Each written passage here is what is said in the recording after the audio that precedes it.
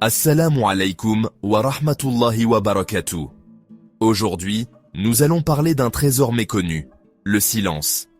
En islam, il ne s'agit pas seulement de s'abstenir de parler, mais d'un véritable art spirituel, enseigné par le Coran et la Sunna du prophète. Allah nous enseigne dans le Coran l'importance du silence et de la retenue dans la parole. Dans Sourate Kaf, verset 18, Allah dit « Il ne prononce pas une parole sans avoir auprès de lui un observateur prêt à l'inscrire. Chaque mot que nous prononçons est enregistré. Cela nous rappelle la responsabilité qui accompagne nos paroles. » Dans Sourate Al-Isra, verset 53, Allah nous ordonne de parler avec bienveillance et dit à mes serviteurs d'exprimer les meilleures paroles, car le diable sème la discorde parmi eux. Ainsi, si nos paroles ne sont pas bonnes, alors le silence devient préférable. Le prophète Muhammad était un modèle en matière de sagesse et de silence. Il disait que celui qui croit en Allah et au jour dernier dise du bien ou se taise. Le silence est donc une marque de foi et de sagesse.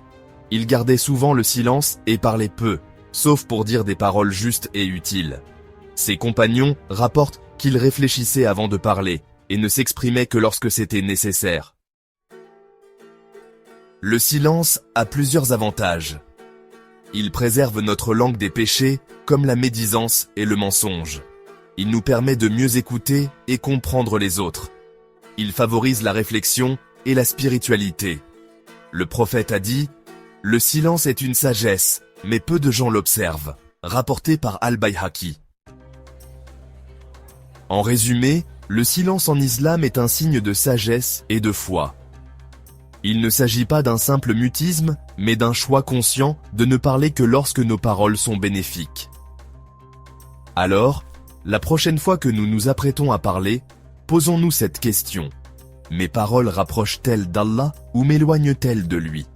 Qu'Allah nous accorde la sagesse du silence et la justesse de la parole. Si cette vidéo t'a été bénéfique, n'hésite pas à liker, commenter et partager. Barakallahu fikoum.